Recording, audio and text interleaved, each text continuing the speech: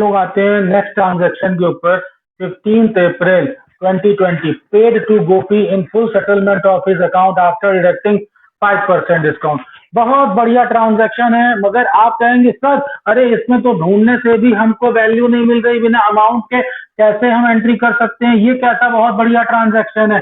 बेटा इसीलिए बहुत बढ़िया ट्रांजैक्शन है क्योंकि इसमें अमाउंट जो है वो हिडन लेवल पे होता है। हिडन लेवल का मतलब है कि आपको इस ट्रांजैक्शन को कंप्लीट करने के लिए प्रीवियस दिए गए ट्रांजैक्शन की हेल्प लेनी पड़ती है, और प्रीवियस ट्रांजैक्शन में जा करके देखेंगे कि इसके बारे में कितनी वैल्यू दे रखी है। तो अगर हम जस्ट बैक पे जाते हैं, ये 15 अप्रैल है और 12 अप्रैल का ट्रांजैक्शन देखते हैं, तो उसमें देखिए Gopi sold goods to us ₹20,000 given है। यहाँ पर क्योंकि ये क्वेश्चन आपको पढ़ाने के लिए बताया है तो जस्ट इमीडिएटली बैक में ही आपको ट्रांजैक्शन मिल गया।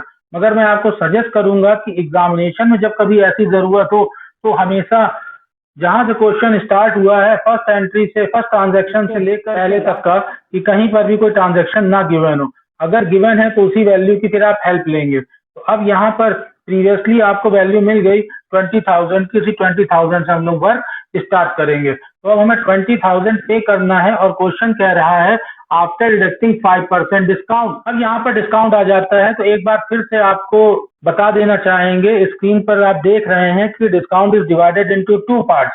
अब अगर डिस्काउंट आपका अलाउड है या रिसीव्ड है, उसी से ही डेबिट या क्रेडिट क्लियर हो जाता है। अगर डिस्काउंट अलाउड होता है तब बेटा डेबिट होता है, और डिस्काउंट रिसीव्ड होता है तो ये क्रेडिट होता है। और रिसीव्ड के केस में आप देख रहे हैं कि ये क्रेडिट में एंट्री होगी और इसके साथ में कैश अटैच होगा। ऑलरेडी मैंने अभी एक्सप्लेन किया था, जहां पर कैश होगा डिस्काउंट हमेशा उसके साथ अटैच करिएगा।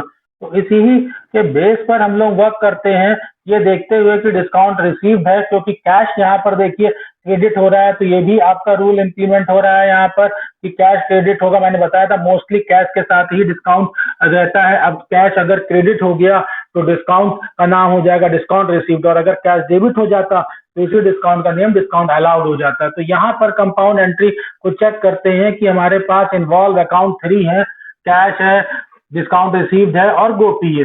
देखिए इन्वॉल्व अकाउंट में तो आपको दिक्कत नहीं हो रही है। इसके इमीडिएटली बाद हम टाइप्स ऑफ अकाउंट के ऊपर आते हैं। कैश जैसा पता है आपको रियल है, और रियल में ये गोज आउट है। अब आप कहेंगे सर गोज आउट, बेटा ये तो ऑलरेडी पिछली 3 क्लासेस से यही एक्सप्लेन कर रहा हूँ कि यहाँ से फर्म की तरफ से पेमेंट आउटगोइंग हो रहा है। जब भी पेमेंट आउटगोइंग होगा तब ये क्या होगा, क्रेडिट होगा। इसी वजह से इसको क्रेडिट कर दिया गया। और साथ में क्योंकि डिस्काउंट रिसीव की बात है, ये नॉमिनल अकाउंट होता है, और नॉमिनल अकाउंट पे ये हमारे लिए क्या है बेटा, इनकम है। कैसे इनकम गेन है, अब आपके मन में क्वेश्चन आ रहा होगा। देखिए आपको पे करना 20,000, और 20,000 की जगह आप सिर्फ 19,000 पे कर रहे हो, तो 1,000 आपको गेन नहीं हो गया, बेनिफिट हो गया। तो जो 1,000 अब आपको बेनिफिट हो गया है, तब हम इसको क्रेडिट कर देंगे। नेक्स्ट आते हैं गोपी पर। तो बेटे गोपी देखिए पर्सनल है, हम लोग लगातार प्रीवियस ट्रांसैक्शन के ऊपर यही देख चुके हैं कि जब पर्सनल होता है या तो गिवर होता है या तो रिसीवर होता है। अब आपने तुरंत कहा अरे सर क्लियर हो गया है, क्योंकि ये तो रिसीवर है, और रिसीवर होने की वजह से इसको हम क्या करेंगे, डेबिट कर देंगे। बिल्कुल सही आपने कहा है कि यहाँ पर ये रिसीवर है, सो that way he is debited. तो ये जब वैल्यूज आपकी सारी हो जाती हैं तब आप इन अमाउंट को मेंशन करते हो। डेबिट का अमाउंट डेबिट में और क्रेडिट का अमाउंट बेटा क्रेडिट में। ध्यान दीजिएगा डेबिट के लिए डेबिट की वैल्यूज से पहले यहाँ पर पर्टिकुलर में DR लिखा जाता है, और क्रेडिट के लिए 2 लिखा जाता है, और इसके पहले थोड़ी सी स्पेस छोड़ दी जाती, प्रोहिबिटेड एरिया है, कि मैं ऑलरेडी प्रीवियस लेक्चर्स में आपको बता चुका हूँ। कंप्लीट तभी माना जाएगा, फुल मार्क्स आपको मिलेंगे जब आप इसमें नरेशन लिखते हैं। तो नरेशन जरूर लिखिएगा, अदरवाइज आपके 1/4 मार्क्स डिडक्ट हो जाएंगे। तो यहाँ पे नरेशन है cash paid to Gopi in full settlement of his account. अब ये एक्सप्लेनेशन आपका कंप्लीट होता है 15 अप्रैल का, किसके थ्रू, गोल्डन रूल के थ्रू। नेक्स्ट मॉडर्न रूल आता है। तो मॉडर्न रूल में क्या होगा, इन्वॉल्वमेंट अकाउंट तो सेम होंगे, इसलिए उसमें कोई कंफ्यूजन नहीं है। प्रॉब्लम कहां से होती है, स्टेज 2 से।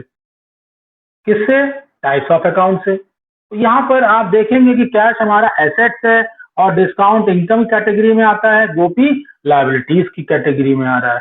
तो इस जगह पर अगर हम देखते हैं तो कैश एसेट्स हो गया, और एसेट्स के लिए जब डिक्रीज होगा तब इसको हम क्रेडिट करेंगे, इसलिए यहाँ पे कैश क्रेडिट है। डिस्काउंट रिसीव्ड इनकम है, हमारी इंक्रीज हो रही है, इनकम इंक्रीज होती है तो हम क्या करते हैं, क्रेडिट करते हैं, इस वजह से इसको हमने क्रेडिट किया। लायबिलिटीज डिक्रीज हो रही हैं, इस वजह से इसको डेबिट कर दिया। तो ये रूल्स आपका एक्सप्लेनेशन हो गया मॉडर्न रूल का। अब हम लोग आते हैं नेक्स्ट ट्रांजेक्शन पे। नेक्स्ट ट्रांजेक्शन है April 20th 2020, purchase goods from Anushi for 20,000 at 20% trade discount. यहाँ पर ध्यान देने वाली बात है सबसे पहले कि इस ट्रांजैक्शन में इन्वॉल्व है ट्रेड डिस्काउंट। मैं ऑलरेडी प्रीवियस 2 वीडियो क्लासेस में इसी बारे में बता चुका हूँ, क्वेश्चन 1 और क्वेश्चन 2 में, कि अगर ट्रेड डिस्काउंट हो तो यहाँ ट्रेड डिस्काउंट पे ज्यादा डिस्कशन नहीं करेंगे। जो स्टूडेंट्स जरा सा कंफ्यूज हो रहे हैं, जिन्होंने न्यू क्लास ज्वाइन करी हो, तो मेरा उनको सजेशन है कि वो प्रीवियस 2 क्वेश्चंस को जरूर देख लें। उसमें ट्रेड डिस्काउंट को मैंने बहुत फुल रेंज कवर करते हुए एक्सप्लेन किया है। तो बहरहाल 20,000 है और एंट्री आपको पता है कि हम 20% से डिडक्ट कर देंगे, तो पहले हम अमाउंट की ही बात कर लेते हैं। तो कैलकुलेट करने के लिए यहाँ पर रेड से हाईलाइट किया हुआ है कि लिस्ट प्राइस क्वेश्चन के अकॉर्डिंग है बेटा 20,000। अब इस 20,000 में से आप डिडक्ट कर दोगे ट्रेड डिस्काउंट 20%, तो 20,000 का 20% ट्रेड डिस्काउंट 4,000 होता है। इसको डिडक्ट करने के बाद में बुक वैल्यू आएगी 16,000। अब आप कहेंगे सर बुक वैल्यू क्या मतलब है? बेटा ये बुक वैल्यू यही वैल्यू है जो बुक में लिखी जाएगी, इस वजह से ये एरो आपको बता रहा है कि 16,000 यहाँ पर अमाउंट आएगा। ये तो एक पार्ट हो गया सिर्फ अमाउंट का। अब हम लोग आते हैं इंपॉर्टेंट आइटम्स पर्टिकुलर्स में कि एंट्री में क्या क्या लिखेंगे। तो एंट्री में हम लोग वर्ड यूज करेंगे purchases account debited to Anushi's account. तभी आपको मन में आता है सर कैश भी तो कर सकते थे, कैश क्यों नहीं कर रहे? बेटा ट्रांजैक्शन में कैश तभी होता है जब एंट्री में आप शो कर रहे हैं, या एंट्री में तब होता है ट्रांजैक्शन में होगा। तो आपकी एंट्री में कैश इसलिए नहीं है क्योंकि ट्रांजैक्शन में कैश नहीं है। ट्रांजैक्शन में अगर कैश होगा तब तो कोई बात ही नहीं, बाप बड़ा ना भैया, सबसे बड़ा रुपया आप कैश को शो कर दोगे।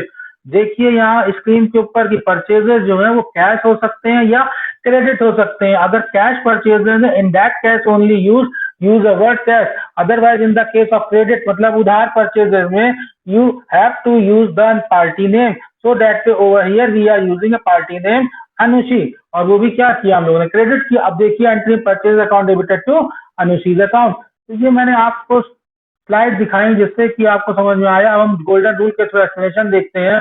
सबसे फर्स्ट स्टेप है टाइप्स ऑफ अकाउंट। तो परचेजेस और अनुशी तो आपको क्लियर हो गया। आफ्टर देन हम आते हैं इसके रूल के ऊपर टाइप्स ऑफ अकाउंट में real account, nominal account and personal account. आप देख रहे हैं कि रियल यहाँ पर था ही नहीं, इसलिए रियल एकदम ब्लैंक है, रियल में कहीं कुछ नहीं लिखा गया। परचेजेस पे आते हैं जो कि हमारे नॉमिनल है।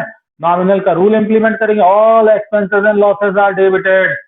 तो एक्सपेंस है डेबिट कर दिया, क्रेडिट को इसलिए ब्लैंक छोड़ दिया कि क्रेडिट का रूल इंप्लीमेंट नहीं हो रहा है। पर्सनल लगातार हर एंट्री में पर्सनल आ रहा है, यहाँ पे पर्सनल क्या है, गिवर है, इसलिए गिवर होने की वजह से हमने अनुशी को क्या कर दिया, क्रेडिट कर दिया। अब अनदर एंगल देखते हैं मॉडर्न रूल। मॉडर्न रूल में भी इन्वॉल्वमेंट तो सेम होगा, टाइप्स ऑफ अकाउंट पर ध्यान देना है कि परचेजेस एक्सपेंसेस हैं और अनुशी क्या लायबिलिटीज है। और एक्सपेंसेस हमें पता है कि जब इंक्रीजेज होते हैं तब उसको हम डेबिट करते हैं, और लायबिलिटीज अगर इंक्रीज होती है तब उनको हम क्रेडिट करते हैं। तो इस सिचुएशन में liabilities as well as purchases both are increases, means expenses are increases, so that way expenses is debited and Anushi is credited। ये इसका सिंपल एक्सप्लेनेशन हो गया। बस ये ध्यान दीजिएगा कि 20,000 से आपको नहीं करना है, आपको 16,000 से करना है। ये ट्रांजेक्शन आपका कंप्लीट होता है। नेक्स्ट ट्रांजेक्शन में आते हैं, और ये नेक्स्ट ट्रांजेक्शन का जो सॉल्यूशन है कंपाउंड एंट्री का है, इसीलिए एनुशी की एंट्री करी गई थी कि ताकि आपको कंपाउंड एंट्री बता सकें। अप्रैल 22 पर देखिए 22 पर है 2020 paid to Anushi 15,700 in full settlement of her account. अब आप कहेंगे अरे sir full settlement of her account है 15,700 में कितना पे करना है? बेटा इस तरह के ट्रांजेक्शन के लिए प्रीवियस ट्रांजेक्शन चेक करिए। तो मैं अप्रैल 22 पर है, प्रीवियस जैसे 20 पर आए तो देखिए यहाँ पर हमने गुड जो परचेज किए थे कितने के थे, तो हमें इतना पेमेंट करना होगा। तुरंत आप कहेंगे सर 20,000 के थे, उसके भी आप पे किया, बिल्कुल रॉन्ग। 20,000 ट्रेड डिस्काउंट अक्सर स्टूडेंट जो भूल जाते हैं लेस करके, जो बुक वैल्यू हो 16,000 उसी से ही हमें आगे बढ़ना है। तो इस जगह पर वी आर लायबल टू पे 16,000 टू अनुषी। तो 16,000 को देखते हुए हम लोग अप्रैल 22 पर आएंगे और अप्रैल 22 पे अनुषी को हम लोग डेबिट कर रहे हैं 16,000 से। अब आपके दिमाग में इमीडिएटली क्वेश्चन है, सर वाई डेबिटेड? बेटा वाई डेबिटेड के लिए हम रूल की हेल्प लेते हैं और रूल पर आपको पता होगा कि अनुषी यहाँ पर इन्वॉल्व अकाउंट के थ्रू देखें तो अनुषी है और ये पर्सनल है, बस पर्सनल का रूल लगा दीजिए। तो पर्सनल में क्या होगा, एक गिवर होगा और एक रिसीवर होगा। यहाँ पर अनुषी क्या है, रिसीवर है, क्योंकि रिसीव कर रहे हैं हम लोग जो कुछ पे कर रहे हैं। तो रिसीवर क्या होता है, बिल्कुल सही आपके माइंड में आया, डेबिट होता है। तो यहाँ हम इनको डेबिट कर देते हैं। अब इसके बाद second, to cash to discount receive. तो ऑलरेडी अभी आपको बता चुका था, देखिए स्क्रीन पे कि जिस समय हम डिस्काउंट की बात करते हैं, discount is divided into two part, एक अलाउड होता है और एक रिसीव्ड होता है। अलाउड बेटा तब होता है जब ये डेबिट में यूज हो रहा है और कैश के साथ अटैच होकर डेबिट में दिखाया जाता है। और बेटा रिसीव्ड किस समय यूज होता है, जब ये क्रेडिट हो रहा हो, कैश के साथ अटैच हो जाता है। तो देखिए सॉल्यूशन के ऊपर कि कैश के साथ देखिए अटैच है कि नहीं। तो जब कभी भी डिस्काउंट होगा तो मैक्सिमम केस में ये जिधर कैश होगा उसी तरफ होगा। मैं बार बार ये बात आपको इसलिए बता रहा हूँ क्योंकि मैंने लास्ट 25 ईयर्स में जितनी बार भी कॉपी चेक करी है तो एग्जामिनेशन में देखा कि स्टूडेंट जल्दबाजी में डिस्काउंट रिसीव तो सही रिकॉग्नाइज करते हैं मगर उसको डेबिट कर देते हैं। तो बेटा डेबिट नहीं, डिस्काउंट रिसीव्ड है तो क्रेडिट होगा, डिस्काउंट अलाउड है डेबिट होगा। और ये ध्यान रखिएगा हमेशा कैश के साथ अटैच करके चलने की कोशिश करिएगा। तो अगर एक बार आपने रिकॉग्नाइज कर लिया कि कैश हमारा क्या होता है, यहाँ पर क्रेडिट होता है, तो डिस्काउंट रिसीव्ड उसके साथ में लिख दीजिएगा। तो टू कैश। अब आपके मन में सर वाई कैश, ये तो इजिली आपने कह दिया क्रेडिट होगा, but why cash is credited. अब इसके लिए आपको स्टेप्स देखने, नंबर वन इन्वॉल्वमेंट, समझ के हम कैश की बात कर रहे हैं। कैश कौन सा अकाउंट है, रियल है, तो बस रियल का रूल लगा दीजिए। स्टेप नंबर 3, तो स्टेप नंबर 3 क्या है, इम्प्लीमेंटेशन ऑफ रूल। तो रूल पे हम क्या करेंगे, व्हाट गोज ऑफ, कैश क्या हो रहा है, आउटगोइंग हो रहा है, इस वजह से क्रेडिट हो रहा है। डिस्काउंट रिसीव नॉमिनल है और ये हमारे लिए गेन का पार्ट है, हमको यहाँ पे कम वैल्यू पे करनी पड़ रही है। कैसे कम पे करनी पड़ रही है आपको ने बात आएगी। बेटा आप देख रहे हैं कि 16,000 का पेमेंट करना था, तो 16,000 की जगह हमने कितना पे किया, सिर्फ 15,700 ही तो पे किया है। इसका मतलब 300 हमारे लिए क्या हो गया, प्रॉफिट हो गया, गेन हो गया। और जो भी गेन इनकम होगी वो सब क्रेडिट होगी। So that way cash account and discount received are credited. ये आपका एक्सप्लेनेशन का एक एंगल होता है गोल्डन रूल का। Now come on the another angle, modern rule. तो मॉडर्न रूल में भी इन्वॉल्वमेंट अकाउंट तो कैश डिस्काउंट रिसीव्ड और अनुषी ही होगा, मगर टाइप्स ऑफ अकाउंट में थोड़ी सी दिक्कत स्टूडेंट को जाती है, इसको आपको समझना चाहिए। कैश हमारे लिए क्या है, एसेट्स है, डिस्काउंट रिसीव क्या है, इनकम है, अनुषी क्या है, लायबिलिटीज है। तो बस एसेट्स इनकम लायबिलिटीज का रूल लगा दीजिए। तो एसेट्स डिक्रीज हो रहे हैं क्योंकि आउटगोइंग हो रहे हैं, तो डिक्रीज होने पर एसेट्स क्रेडिट होते हैं, इस वजह से कैश क्रेडिट हो गए। डिस्काउंट रिसीव क्या है, इनकम है, इनकम के रूल क्या है कि अगर इनकम इंक्रीज होगा तो क्या होगा, क्रेडिट होगा, इस वजह से हमने इसको क्या कर दिया, क्रेडिट कर दिया। लायबिलिटीज का रूल क्या कहता है कि अगर डिक्रीज होगा तो डेबिट करेंगे, तो यहाँ पे डिक्रीज ही हो रहा है इसलिए डेबिट हो गया।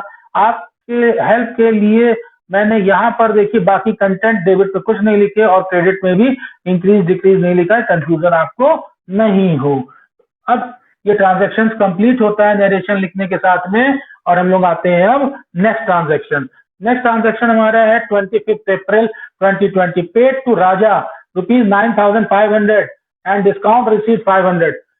ये आपको रिवीजन भी करा रहा है कंपाउंड एंट्री का। और यहाँ पर आपके पास देखिए 3 अकाउंट इन्वॉल्व हैं और ठीक अप्रैल 25 पे आप देखिए कि Raja to cash to discount receive लिखा हुआ है।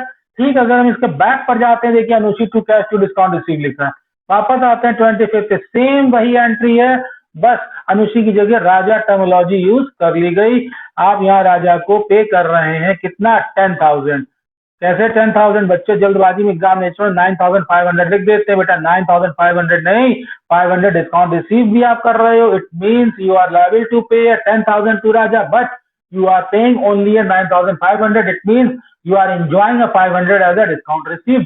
तो अभी मैंने आपको बताया था, आप फिर से स्क्रीन पर देख लीजिए कि डिस्काउंट होता है अलाउड और रिसीव्ड, दो नेम से इसको शो किया जाता है। जब बेटा ये रिसीव्ड होता है तो इसका मतलब देखिए आप डायरेक्टली ये क्या होता है, क्रेडिटेड होता है।